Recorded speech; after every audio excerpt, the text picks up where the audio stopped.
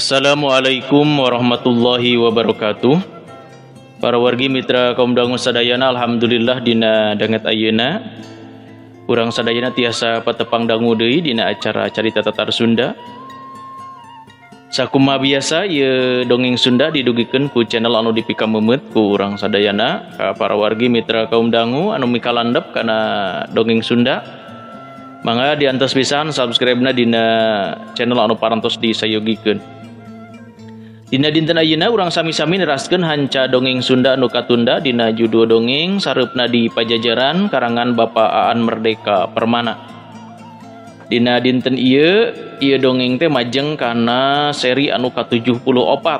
Sakumaha anu kabandungan ku urang sadayana hanca urang teh dugi ka nyarioskeun harita kaayaan Ginggi teh nya anu nepangan Nyimas Dewi Banyak Inten teh. Harta nuju ngobrol kumaha lajengna ieu carita, mangga urang sami-sami bandungan ku sadayana, mudah-mudahan ieu dongeng janten landong pangboberah kana manah kanggo urang sadayana. Mangga wilujeng ngadangukeun Sareupna di Pajajaran dina seri anu ka-74.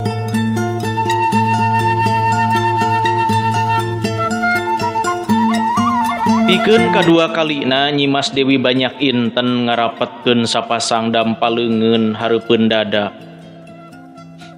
Sakumna jalma dibere anugerah cinta, tapi hayu urang pulangkeun eta kacinta teh kahiang anu masihanana, ceuk Nyimas Dewi Banyak Inten. Ginggi ngabetem, aya sedih, aya kagagas. Cik ayeuna mah geura mulang, kaula sarerea eudeuh ngadunga pikeun kasalametan Kakang Purbajaya.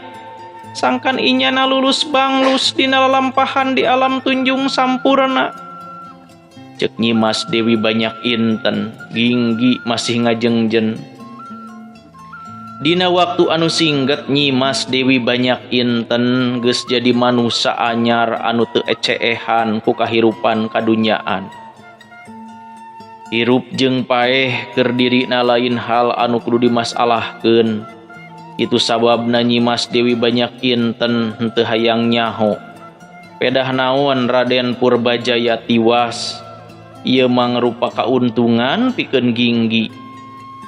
Sabab lamun Nyimas Dewi Banyak Inten tetelepek sabab musababna, meureun anu kabarerang mah nya Ginggi pisan.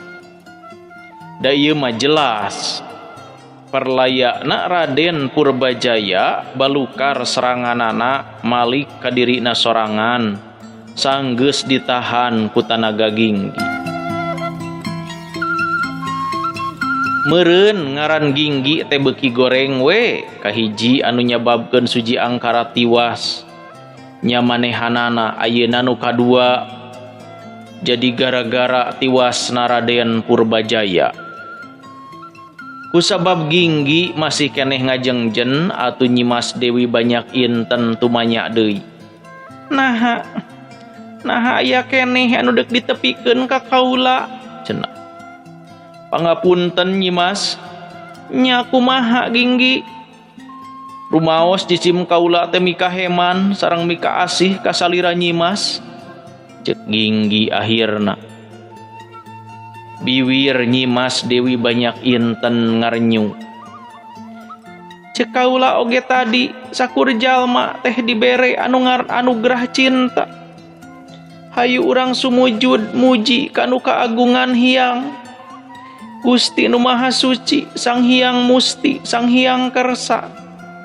Yen urang sarerea nampa anugerah cinta rasa asih, meureun kaula anu panguntungna mah ti mimiti raja tepi ka para sinatria tepi ka badega papadaneuneun rasa asih ka kaula, ceuk Nyimas Dewi Banyak Inten harita teh. Ginggi ngeluk tungkul. Bral ayeuna mah geura ingkah ti dieu. Teu hade lila-lila cicing di tempat awewe anu kabehanana geus ngaleupaskeun urusan kadunyaan. Ceuk Nyimas Dewi Banyak Inten bari mere isarah ka awewe sejen sangkan nganterkeun Ginggi kaluar gerbang Mandalawi.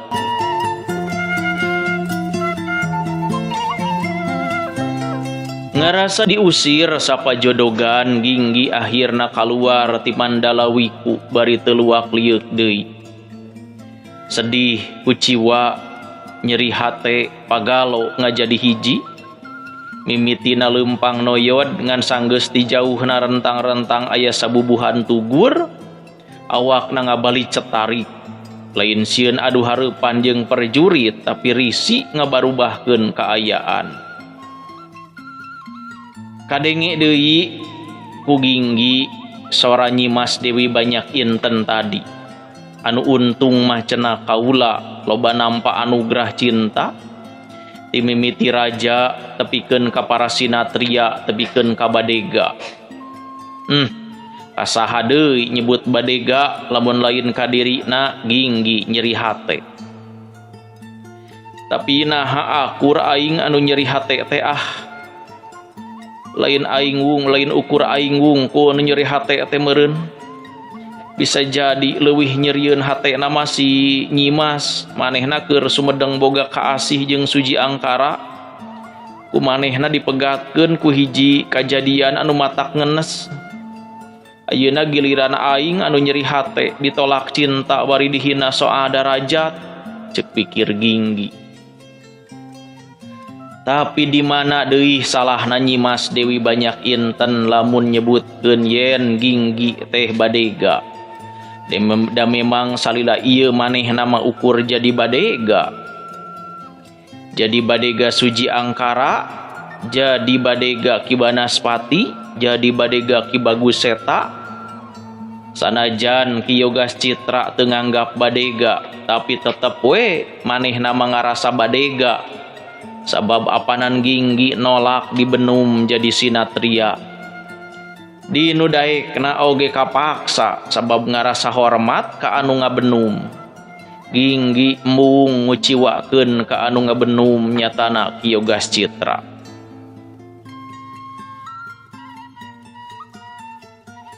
Ginggi lumpat deui, lumpat na ngabelesa tarik.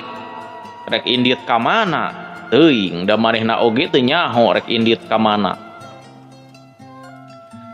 Parang anjog ka sisi walungan Cihaliwung brus manehna ngajleng ngancurupkeun awakna kana walungan. Lep ngalelepkeun maneh caina tiis ngaluwihan es atawa cai paeh ceuk istilah zaman harita mah. Nah manehna eudeuк maehan maneh. Teu rek maehan maneh ngan lamun mah manehna kudu paeh nya teu nanaon paeh ti lelep di jero ranca. Ginggi ngahaja ngarebekeun awakna. Sina karam ka dasar walungan nahan napas salila-lila. Dadana jiga eudeuк bitu eungapna liwat saking.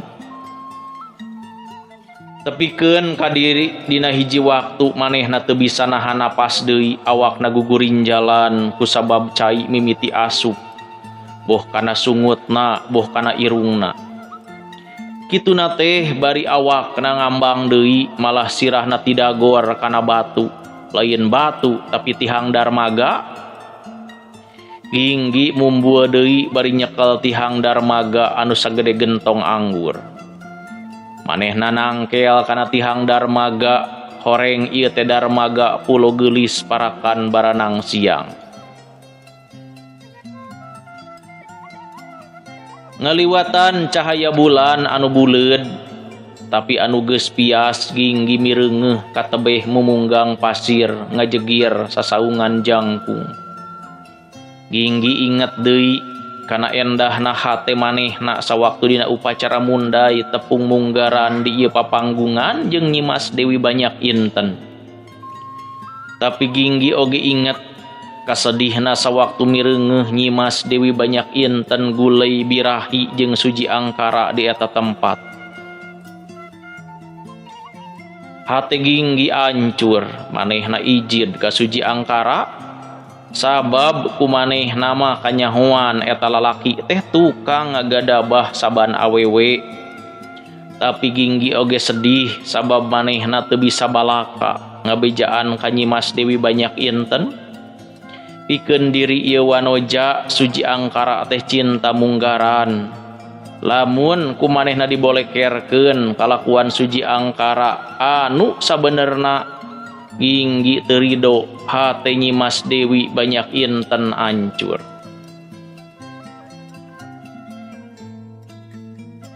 Nu matakeun bae antep si Nyimas boga kasedih kana cintana anu endah. Aing palias kudu ngaruksak parasaanana, ceuk pikir Ginggi.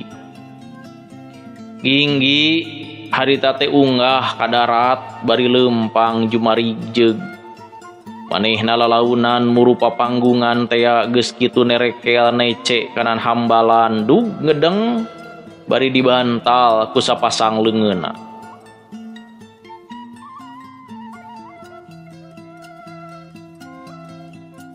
Nya di ieu tempat Ginggi nyaksian Nyimas Dewi banyak inten ulin birahi jeung Suji Angkara teh. Suji Angkara ambek sabab paripolahna katohyan ku Ginggi anu harita dianggap pangkat badega bodoh taya pangabisana naon. Bari pakaian setengah taranjang Suji Angkara nyuruntul rek ngakalakeun Ginggi ngan ku Ginggi dipiheulaan ku nyetol tarang Suji Angkara tapi kak ngajol ka tukang. Suji Angkara ngaragap tarangna anu benyut kabireungeuh manehna reuwaseun ka cida. Meureun manehna inget geus sababaraha kali rek ulin birahi jeung awewe didatangan ku hiji jalma anu teu apal saha-sahana tur tarangna dicetol tepikeun ka benyut babareuhan. Meureun kakara harita di luhureun papanggungan Suji Angkara nyaho yen tukang nyetolan tarang manehna ari rek ngagawean awewe teh nya Ginggi pisan. Anu salila ieu dianggap badega bodoh tur anu dianggap teu boga elmu kanuragan.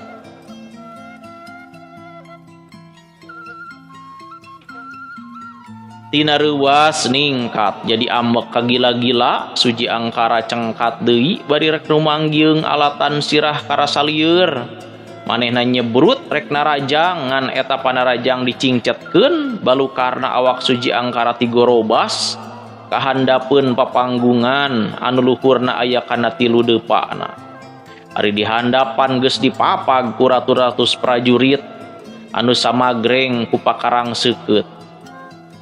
Para prajurit anu apal kana rupa-rupa kejahatan Suji Angkara teu anta parah pan ngepuk awak Suji Angkara anu harita sabenerna mah geus teu walakaya balukar labuh di tempat anu luhur. Boh gobang boh tumbak tinggal labres niruk awak Suji Angkara. Nyimas Dewi banyak inten teu tarima Suji Angkara dikaniaya taraya taya ras-rasan.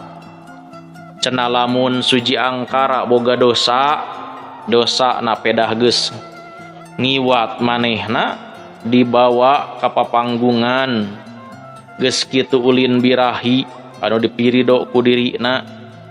Jadi ukur eta dosa anu kanyahoan ku Nyimas Dewi banyak inten mah.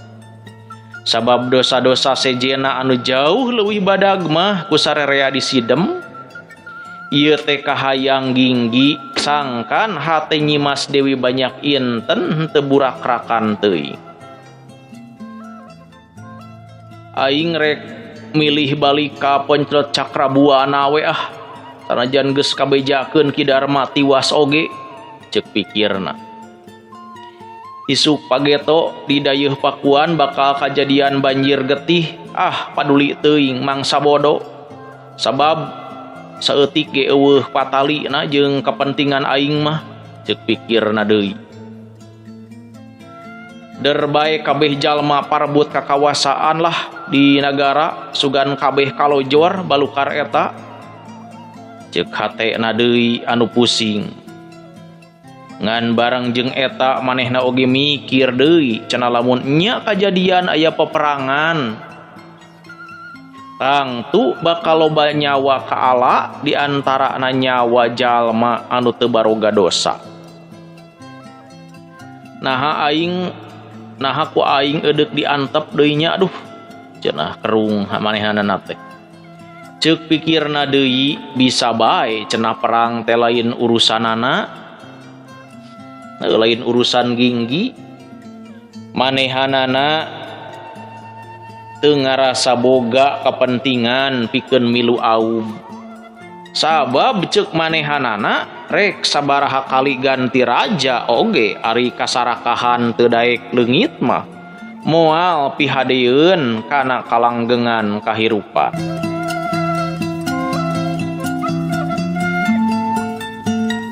Aing ngadenge ti Ki Darma loba jalma ngingu kasarakahan neangan kakawasaan kunuding raja samemehna goreng.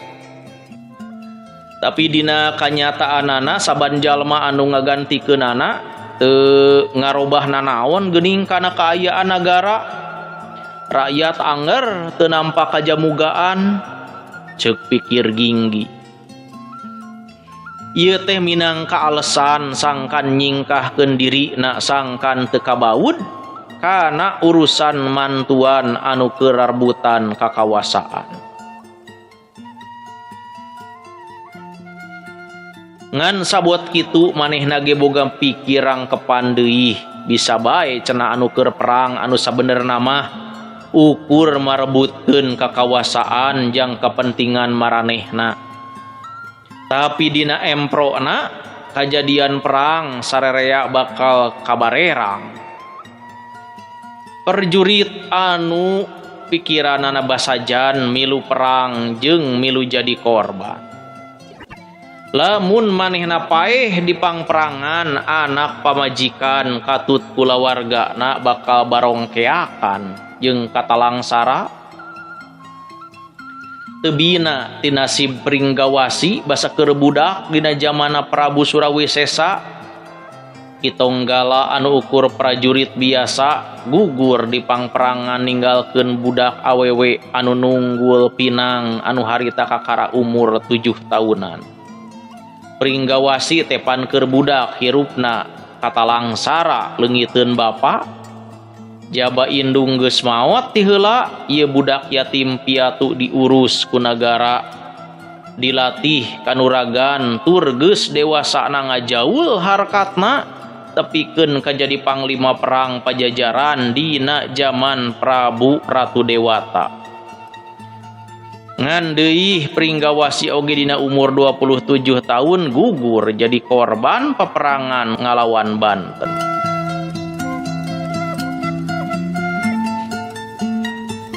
Harti anu katewa ku Ginggi yen perang mah mawa korban.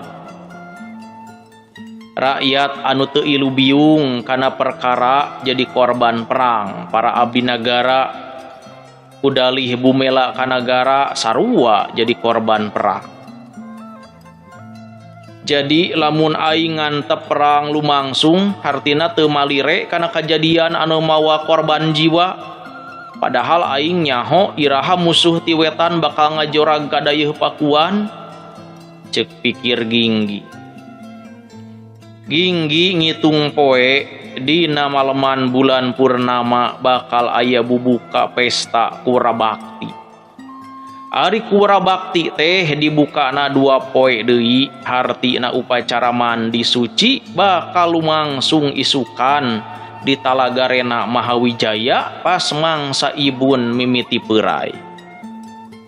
Nah ieu acara bakal tetep lumangsung padahal tadi beurang aya kajadian gehger yen raja rek dipergasa, ceuk pikir Ginggi. Ginggi miharep sawadina sagala rupa upacara dibolaikeun. Ngan deui manehna oge mikir deui.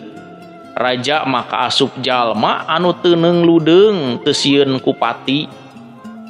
Kabireungeuh tadi beurang di pakarangan Karaton Sri Bima sanajan geus nyaho tukangeun awakna Ginggi keur ngancam kasalametanana, tapi Prabu Ratu Sakti teu riuk-riuk sieuneun manehna tetep nangtung ajeg. Ieu luyu jeung omongan Ki Darma nu jadi guruna yen hiji jalma anu jadi raja di hiji nagara badag tang tugas ditang tayungan ku Sang Hyang Kersa. Tang tugas diatur gurat nasibna iraha kudu turun jeung iraha kudu pae. Salila Karajaan Sunda ngadeg di tahun 723 Masehi, can aya kajadian Raja Sunda perlaya di tengah jalan.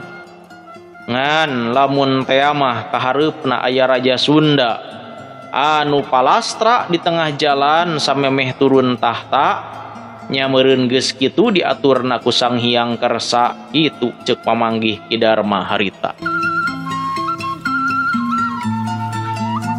Jadi lamun kudu nuturkeun pamanggih Ki Darma, tang tu Prabu Ratu Sakti moal ngabolaikeun acara kanagaraan anu sipatna penting. Sokomo ieu acara tahunan anu geus jadi tradisi di Karajaan Sunda jauh samemehna.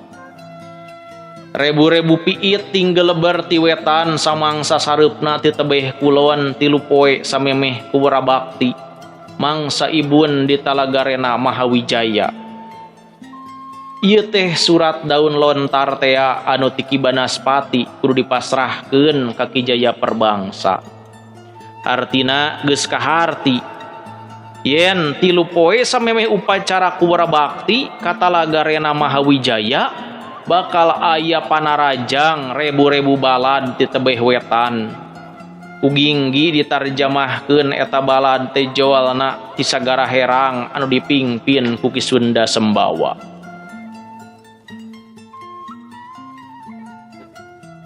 Saha jalma anu bener-bener apal kana eusi surat? Saha oge eueuh nu apal kajaba Ki Jaya Perbangsa? Nu sejen mah ukur ngira-ngira kaasup Ki Yogas Citra dina ditepikeunana ku Ki Yogas Citra ka raja, acan tangtu raja percaya ku kajadian kamari di mana Ki Yogas Citra bakal dituding geus ngampihan jalma jahat anu hianat nyaeta Raden Purbajaya jeung Ginggi. Sagala omongan Ki Yogas Citra geus moal dipercaya deui ku raja. Ayeuna Ki Jaya Perbangsa geus teu bisa ditanya da kanyahoan maehan maneh. Sarerea ukur ngarasa yakin yen Ki Jaya Perbangsa geus hianat ka nagara. Ceuk pamikiran Ginggi, Prabu Ratu Sakti sang mangabatan bakal ngarasa rugi. Ubalukar embung mere ampunan ka Ki Darma, ngabalukarkeun raja teu nampa beja anu sabenerna ngeunaan situasi nagara. Jalma anu aya di dayeuh Pakuan tacan nyaho pasukan ti mana jeung saha anu mingpin lamun nyarek ngagempur Pakuan teh. Basa ngobrol jeung Ki Yogas Citra, Ginggi acan kaburu nepikeun beja yen pasukan anu rek ngajorag teh joalna ti sagara herang anu bakal dipingpin ku Kandagalan teh Sunda Sembawa anu sasat duduluranana raja kene.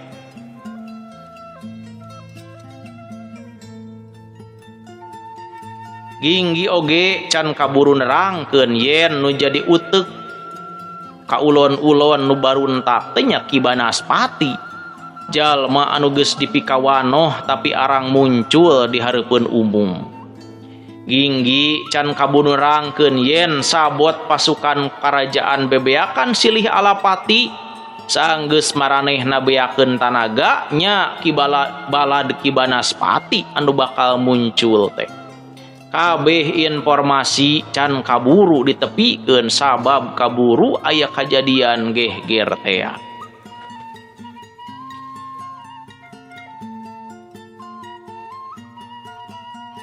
Dayeuh Pakuan bener-bener keur nyang hareupan bahaya. Aing ulah ngantep rakyat Pajajaran jadi korban yeuh, ceuk pikir Ginggi akhirna. Ginggi nyebutkeun dina jero hatena yen anu jadi ulon-ulon utama namanya eta Ki Banaspati anu sasat lanceuk sapagurona pisan. Di Pakuan Ki Banaspati bakal ngadu-ngadu antara kekuatan Prabu Ratu Sakti jeung kekuatan Ki Sunda Sembawa.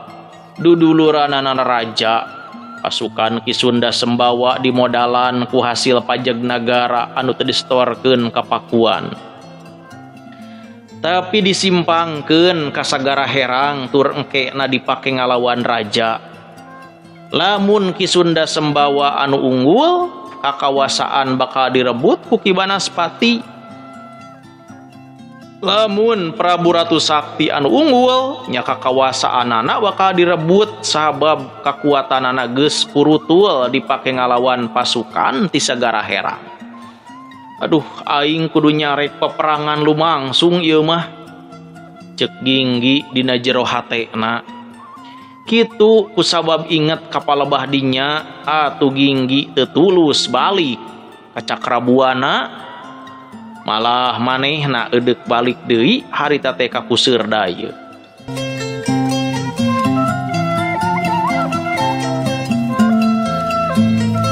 Wargi mitra kaum dangu sadayana, urang rehat heula sakedapnya. Aturan wilujeng wayah kieu ka sadayana ieu anu masih keneh manco dina ngadangukeun dongeng Sunda, utamina anu nuju ngadangukeun dongeng sareupna di Pajajaran dina seri anu ka-74 dina danget ayeuna. Aturan kasadayana kaum muslimin wal muslimat anu dina danget ayeuna nuju ngalaksanakeun ibadah saum. Mudah-mudahan ibadah saum, ibadah puasa urang sadayana, khususna ibadah tarawehna, natepanana, oge ibadah sedekah jariyahna ditampi ku Allah Subhanahu wa taala. Amin ya Allah ya rabbal alamin. Aturan ujung wayah kieu ka urang Kabupaten Bandung sadayana, urang Ibun, urang Majalaya, Pangalengan, Cimaung, we sadayananya. Oge urang Kota Bandung, urang Cimahi, teh Rita RC haturan ujung ngadangukeun. Urang Bandung Barat ya. Urang Cipongkor, Cililin, Gunung Halu. Lajeng ka urang Sumedang, urang Karawang nya Mamah Gina, sareng Mamah Andri. Ka Bapak Uwan Sumarna di Cikampek haturan ujung ngadangukeun, ka urang Bekasi, ka urang Tangerang. Bagi KTNJ di Pandeglang sarang urang Banten sadayana kumwe nya nu juga darangukeun dongeng di Banten dugi ka Kabupaten Lebak, Pandeglang, dugi ka Serang sadayana nya. Lajeng ka urang Garut, ka urang Tasik Ibu Dr. Ilinda Belia, ka urang Banjar, ka Pak Prabu Arjuna wilujeng ngadangukeun, ka urang Pangandaran, urang Ciamis, Majalengka nya kumwe sadayana nuju ngadangukeun. Atuh nu di luar Jawa Barat ge sami nu mesti ngadarangukeun dongeng mah kum mudah-mudahan dina dangat ayeuna sadana sehat wal afiat aya dina lindungan Allah Subhanahu wa taala. Amin ya Allah ya rabbal alamin. Supados teu nyangkolong ting kana waktos, mangga urang sami-sami teraskeun deui ieu dongengna.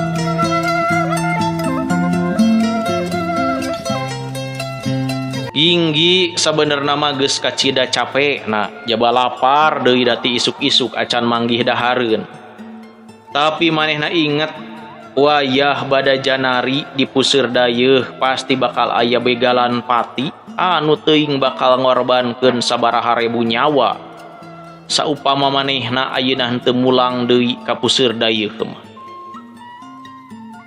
Ginggi datang deui ka wilayah Jahwi kita atawa benteng luar karaton. Ieu puseur dayeuh anu dina zaman harita jumlah pendudukna aya kana 50.000 jiwa teh. Sanajan tengah peuting tapi karasa haneuteun. Haneuteun sote apanan ti beurang mula tepikeun ka wayah kieu. Loba sabubuhan jalma anu ngahaja ngajugjug dayeuh Pakuan da baeda da tibada janari. Kagiatan kura bakti bakal dimimitian harita oge ka wilayah alun-alun Yahwi hita. Sababaraha rombongan anu anyar datang tetep ngaleut ngeungkeuy. Kura bakti teh upacara tahunan pikeun ngahormat Sang Hyang Sri Dewi Pare. Dewi na nunang tayungan hirup uripna tatanen. Tiap tahun di mana hasil panen mucekil nya harita para patani, para pahuma jeung kaum mayang tukang ngalalauk ngayakeun rasa hormat salah sahiji kewajiban maranehna nya ngirim seba ka raja sabab lancarna usaha dina sagala oge ku alatan panangtayungan raja jeung nagara. Sakumna rombongan seba di tiap wilayah bawahan Pajajaran bakal hadir ka pusir dayeuh milu ngareuah-reuah pesta kurabakti teh.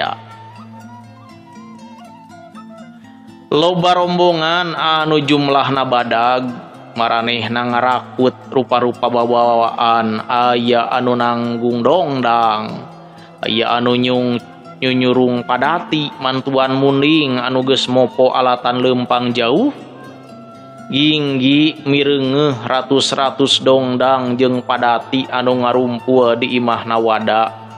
Ari wada teh mun ceuk basa kiwari mah patugas kantor pajeg. Geus tereh deukeut ka wayah Janari, tapi di juru alun-alun masih kadenge aya juru pantun ngalalakonkeun kapahlawanan para raja Pajajaran. Nuting laliud di dinya aya anu ngabandunganana bari sumanget sila ajeg, tapi oge aya anu bari lelenggutan bakat kutunuh. Sabot kitu ari ki juru pantun mah tetep we ngahaleuang bari dipirig ku jentreng kacapi. Suasana teh katingali ayem jiga-jiga kajadian gehger kamari pabeberang teh bejana mah henteu tembus ka balarea.